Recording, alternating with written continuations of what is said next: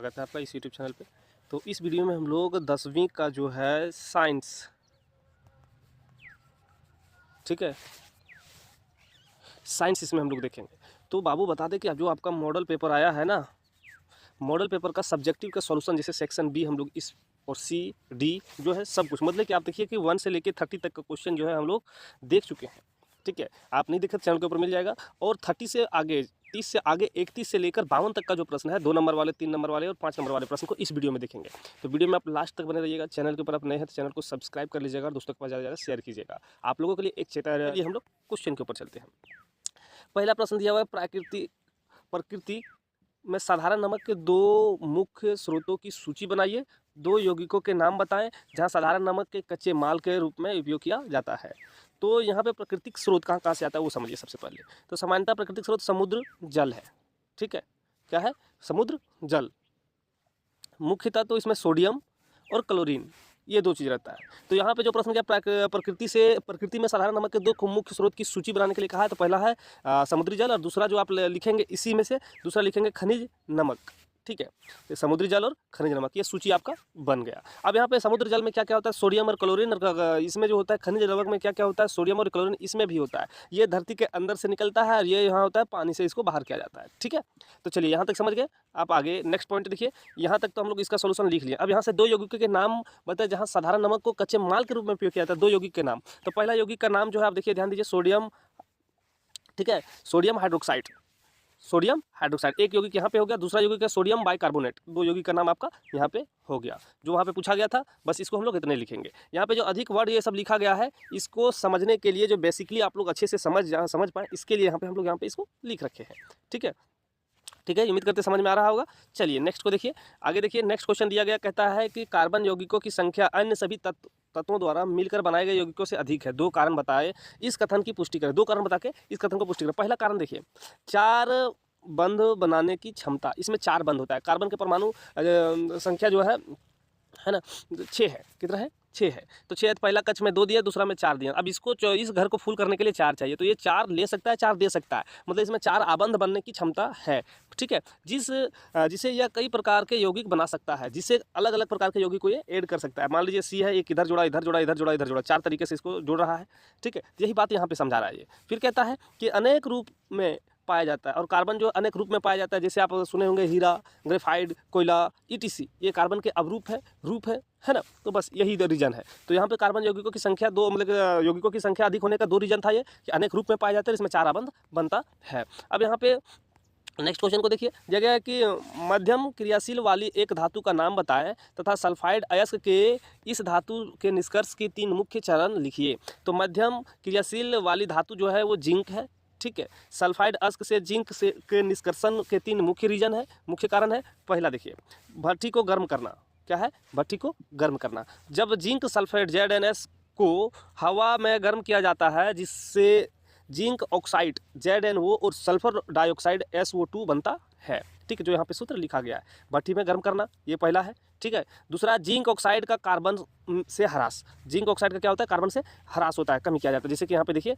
ठीक है, इस जगह पे देखिए आप इस सूत्र में। ठीक, जिंक ऑक्साइड ZnO को कार्बन C के साथ गर्म किया जाता है, जिसे जिंक Zn और कार्बन डाइऑक्साइड CO2 बनता है। शुद्धिकरण, प्यूरिफिकेशन जो होता है, प्राप्त जिंक को फेड्रिक प्रक्रिया, ठीक है, या इलेक्ट्रोलिस्टिक द्वारा शुद्ध किया जाता है। ठीक है, तो इस प्रकार से आप लोग इसका आंसर लिख सकते हैं। उत्सर्जन क्या है? क्वेश्चन का उत्सर्जन क्या है? एक कोशिकीय जीव अपना अपशिष्ट कैसे बाहर निकालता है? उत्सर्जन क्या है? और एक कोशिकीय जीव अपना जो अपशिष्ट होते हैं उसको बाहर कैसे निकालता है? उत्सर्जन यह वह प्रक्रिया है जिसके द्वारा जीव अपने शरीर से अवांछनीय या हानिकारक अपशिष्ट पदार्थ को बाहर निकालता है, उसी को उत्सर्जन कहते हैं। ठीक है, कोई भी अपच्य चीज शरीर के अंदर में उसको बाहर करता है, उसको उत्सर्जन कहते हैं। ठीक है, जैसे आप पानी पीते हैं, उसको बाहर करते हैं मूत्र के माध्यम से, खाना खाते हैं, उसको त्याग करते हैं, है ना। तो ये सब अपशिष्ट है। अब एक कोशिकीय जीव द्वारा अपशिष्ट निकालने की प्रक्रिया, एक कोशिकीय जीव जैसे पैरामीशियम या अमीबा, इस जगह पे अमीबा होगा। ठीक है, अमीबा अपनी कोशिका झिल्ली के माध्यम से अपशिष्ट पदार्थों को बाहर निकालता है। किसके? कोशिका झिल्ली के माध्यम से।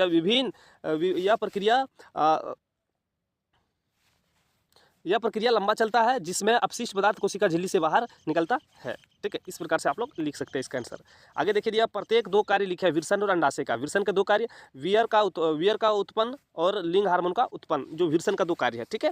और जबकि यहाँ पे अंडाशय का दो वर्ग जो है कार्य है अंडाणुओं का उत्पन्न और महिला हार्मोन का उत्पन्न। यहाँ पे देखिए वियर का उत्पन्न और लिंग हार्मोन का उत्पन्न, यहाँ पे अंडाणुओं का उत्पन्न, ये दोनों हो गया वियर और अंडाणु उत्पन्न। यहाँ पे लिंग हार्मोन उत्पन्न और यहाँ पे महिला हार्मोन उत्पन्न, ठीक है, जिसमें महिला हार्मोन के रूप में जाना जाता है एस्ट्रोजन, ठीक है, एस्ट्रोजन, और पुरुष हार्मोन के रूप में जाना जाता है टेस्टोस्टेरोन, ठीक है। ये दोनों ये हार्मोन उत्पन्न करता है विल्सन और ये हार्मोन, ठीक है, बाहर करता है। आगे देखिए उत्पन्न नहीं करता, बाहर करता है, ठीक है। हमें अपने वनों का संरक्षण क्यों करना चाहिए? वनों की कटाई की जिम्मेदारी के दो कारक की सूची बनाइए। तो देखिए आगे देखिए इसका आंसर कि जलवायु परिवर्तन को नियंत्रित करना है तो वन वायुमंडल से कार्बन डाइऑक्साइड को अवशोषित करके जलवायु को स्थिर रखता है।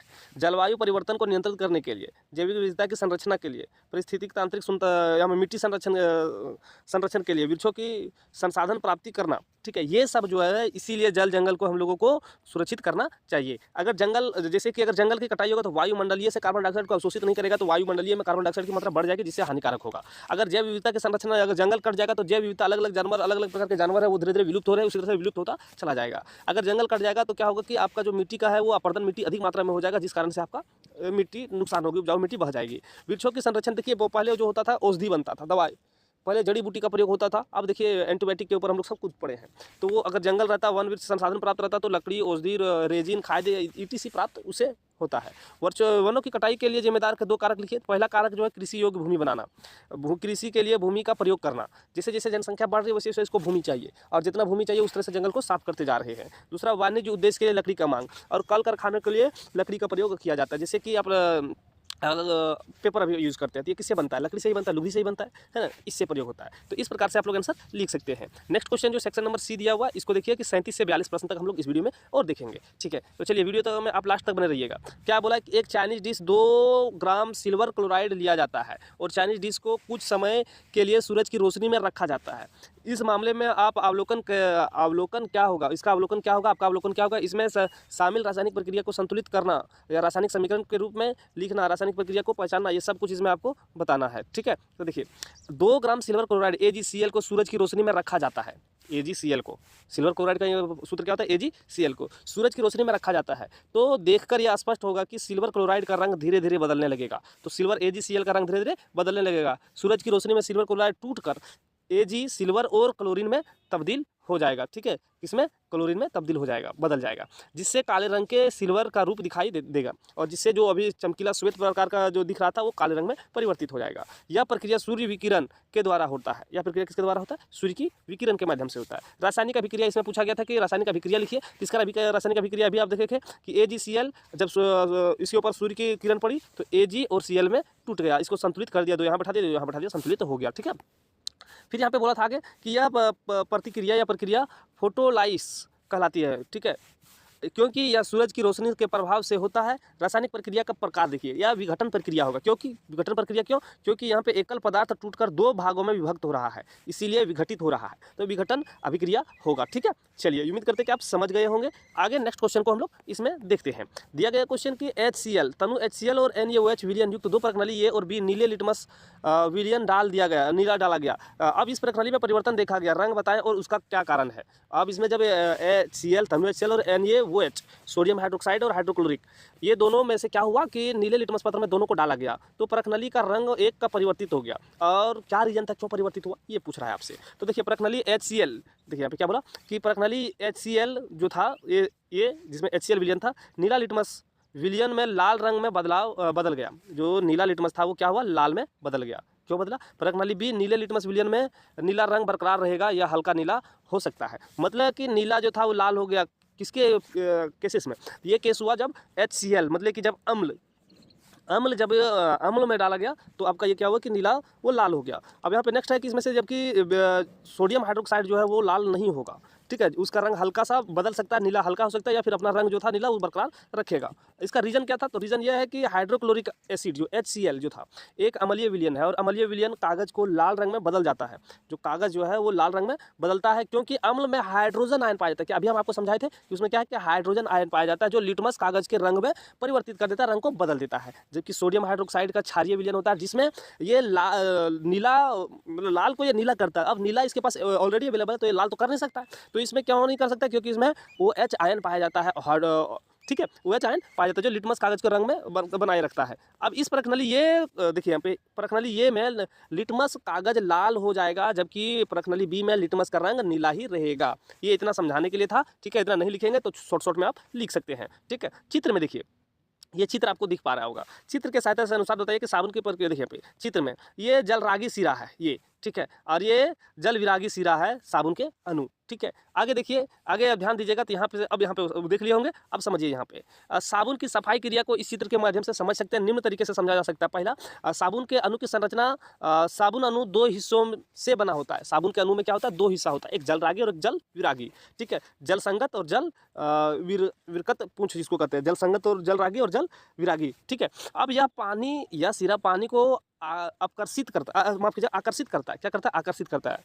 कौन, जल रागी सिरा पानी को आकर्षित करता है, जबकि यह सिरा पानी से दूर रहता है और तेल या गंदगी को आकर्षित करता है। और जल विरागी जो है वो क्या, तेल और गंदगी को आकर्षित करता है, ठीक है, पानी से वो दूर रहता है, ठीक। चलिए, साबुन का रीजन, साबुन का कार्य क्या है, तो साबुन का कार्य जो है, साबुन जब साबुन पानी में घुलता है तो सोडियम आयन Na+ और साबुन अणुओं में टूट जाता है। साबुन के अणुओं की जल पूंछ गंदी तेल और चिकनाई से चिपक जाता है, जबकि जल संगत सिरा पानी की ओर रहता है, ठीक है, पानी की ओर रहता है। अब यहाँ पे देखिए, इसमें इसी में एक आपका साबुन का कार्य आप देख लिए, एक इसी में मिसाइल का निर्माण किया जाता है, ठीक है। मिसाइल होता है क्या, अब उसको समझिए। अब यहाँ पे बंदूक और गोली चलाने वाला मिसाइल और जो लॉन्च करता है, किसी के ऊपर टारगेट करता है, वो मिसाइल के बारे में बात नहीं कर रहे हैं। यहाँ पे देखिए, साबुन के अणु गंदगी के घेर लेते हैं, साबुन के अणु जो गंदगी को घेर लेता है, एक गोलाकार संरचना बनाता है, जिसे माइसेल कहते हैं, ठीक है। माइसेल कहते हैं, क्या कहते हैं, माइसेल कहते हैं। माइसेल में गंदगी साबुन की जल विरक्त पूंछ द्वारा अंदर कैद हो जाता है और जल संगत सिरा पानी के संपर्क में रहता है,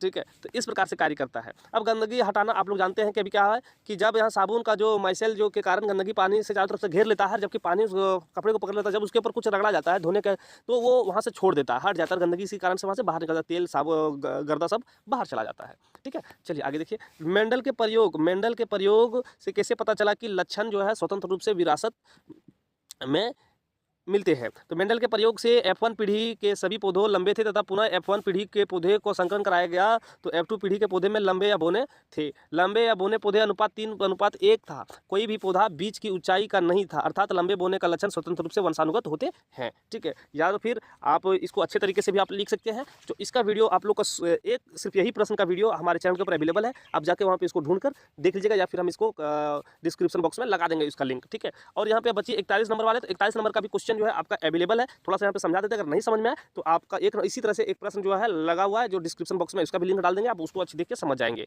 ठीक है। यहाँ पे प्रश्न दिया गया है, कहता है कि 10 ओम, 15 ओम और 20 ओम के 3 प्रतिरोधक को श्रेणी क्रम में जोड़िए और 15 ओम प्रतिरोधक में विभव गिरावट 3 भी है, तो परिपथ में धारा और 10 ओम प्रतिरोधक को विभक्त गिरावट ज्ञात कीजिए। तो देखिए समाधान, इसका हल जिसको हम लोग कहते हैं कुल प्रतिरोधक की गणना के लिए श्रृंखला परिपथ क्या बोला, कुल परिपथ में श्रेणी क्रम में, श्रेणी क्रम का ये होता है, जब श्रेणी क्रम में हम लोग इसको रखेंगे तो कितना आया श्रेणी क्रम में, जब देखिए यहाँ पे इस जगह पे यहाँ पे हम लोग रखे, इसमें 3 वोल्ट की गिरावट था, ठीक। देखिए यहाँ पे टोटल यहाँ पे रेजिस्टेंस कितना है, 45 आ गया। RS बराबर कितना है, 45, ठीक है। ओम के नियम के अनुसार, ओम के नियम के अनुसार जानते हैं हम लोग V बराबर IR होता है, ठीक है, जहाँ V2 3 ओम है और R2 जो है 15 ओम है, तो हम धारा I बराबर निकाल सकते हैं। तो कितना निकला, इसलिए परिपथ I बराबर 0.2 होगा। बोला कैसे सर ये 0.2 कैसे होगा, तो यहाँ पे V बराबर IR है, तो V जो कितना दिया गया है, तो 3 दिया गया है, और R इधर है तो इधर आएगा 15 में रहेगा, भागा देंगे 5 दिया 15, 5 1/5 आया, 1/5 को जब भागा देंगे तो 0.2 ही आएगा ना, तो I बराबर कितना आया, 0.2, ठीक है। प्रत्येक प्रतिरोधक का पर विभव गिरावट की गणना करना है, तो जब गिरावट की गणना करेंगे तो देखिए यहाँ पे इसको समझाया गया है, ठीक है।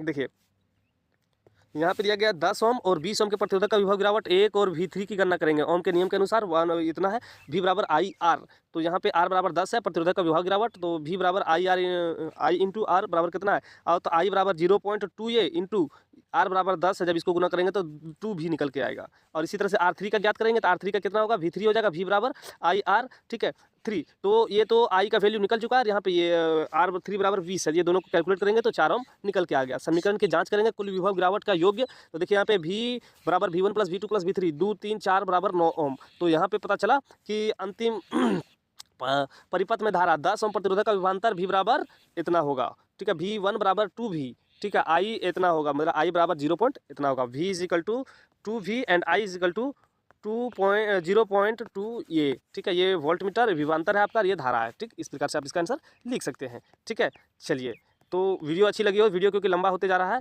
तो वीडियो को हम लोग यहीं पे समाप्त करते हैं। और फिर जो भी क्वेश्चन बच गया, क्वेश्चन नंबर आपका जो है 42 से, उसको हम लोग अगले पार्ट में देखेंगे। तो वीडियो को समाप्त करते हैं, फिर मिलते हैं नए पार्ट लेकर। चलिए विदा लेते हैं, जय हिंद।